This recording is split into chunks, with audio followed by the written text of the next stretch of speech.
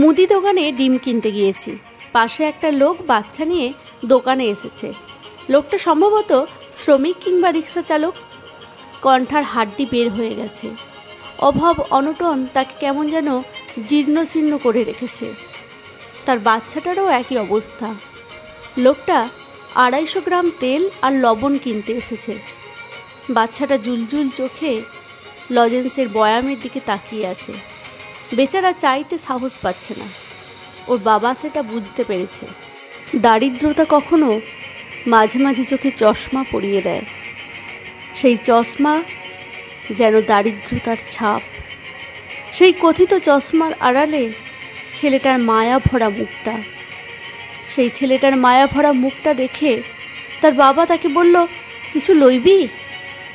ছেলেটা লাজুক চোখে কিছু কথা না বলে আঙুল তুলে লজেন্সের বয়ামের দিকে তাকালো। তারপর লজেন্সের বয়ামের কৌটোটা খুলে 2টা লজেন্স বের করে দিল। ছেলেটাকে খুব আদর করলো। বলল, বাবা, 3 ঘরের নামতাটা বলতে পারবে? বলেই লোকটা আর চোখে সবার দিকে তাকালো। তার সেই দৃষ্টি কেমন যেন একটা চাপা উত্তেজনা। যদি না পারে। সবাই তো তাকিয়ে আছে। ডিমের পুটলি হাতে আমিও তাকিয়ে আছি ছেলেটার দিকে। সবাই কঙ্কালসার ছেলেটার দিকে তাকিয়ে বলল, এই ছেলেটা 3 ঘরের নামতা পারবে? এ তো 3 কত হয় সেটাই জানে না। ছেলেটার হাতে লজেন্স। সেই লজেন্স দুটো নিয়ে এ হাত আর ও হাত করছে। বাবার দিকে এক দৃষ্টিতে তাকিয়ে আছে। বাবার চোখের দিকে তাকিয়ে স্পোর্টস কারের গতিতে সে বলতে শুরু করলো, 3 1 3, 3 2 6, 3 3 9, 3 4 12। কেমন যেন টেনে টেনে গানের তালে মাথা নেড়ে নেড়ে সে বলে যাচ্ছে। বাবার চোখে যেন নামতার পাতাটা সেঁটে আছে। সে শুধু দেখে দেখে পড়ে যাচ্ছে। নামতাটা শেষ হলো 30 কি 40 সেকেন্ড। শেষ করে সে একটা লজেন্স মুখে পুরল। মুখ ঝলমল করে বাবাকে বলল, বাবা, 4 নামতাটাও পারি, বলবো? সেই জীর্ণ লোকটা হয়তো প্রতিদিন ঠিকমতো পয়সা পায় না।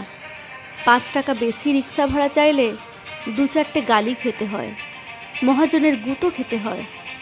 সেই গাল ভাঙা কুঁজো হয়ে যাওয়া লোকটা প্রতিদিনই হেরে যায় সমাজের কাছে, সংসারের কাছে, পিতৃত্বের কাছে। আজ সে হারেনি। আজ তার অনেক বেশি আনন্দ।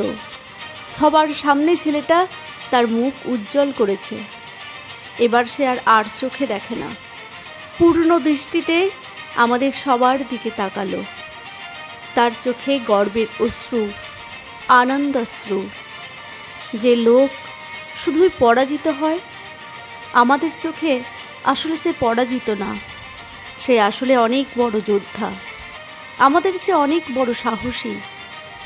আমরা তো যুদ্ধের আগে নানান পরিকল্পনা করি, কত ফন্দি ফিকির, কাকে নিচে নামিয়ে কাকে মারিয়ে উপরে উঠতে হবে।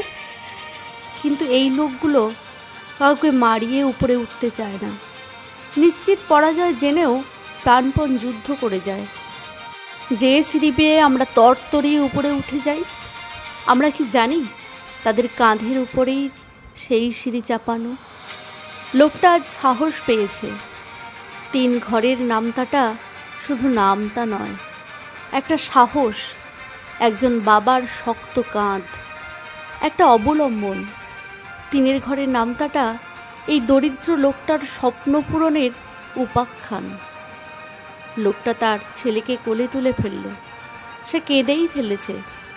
এই সময় হুট করে দোকানি ডিপ ফ্রিজ খুলে একটা লালি আইসক্রিম ছেলেটার হাতে দিল। সাবাস, জজ ব্যারিস্টার হইয়া দেখাস। নে, আইসক্রিমটা খা। বেশি খাস না, গলা ফুলবে। ছেলেটা খুশি মনে আইসক্রিমটা নিল। বাবা ছেলে চলে গেল। আমি ওদের দিকে তাকিয়ে আছি। দোকানদার আমাকে বলল, আমি তো ভাবতে পারিনি ছেলেটা কি সুন্দর 3 ঘরের নামটা বলে দিল। আপনি লক্ষ্য করলেন? এ কি? দোকানদারের চোখেও জল।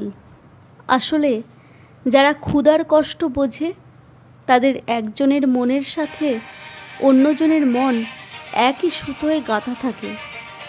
একজনের কষ্ট হলে আরেকজন বুঝতে পারে একজন ব্যথা অনুভব করলে আরেকজন সেটা বুঝতে পারে।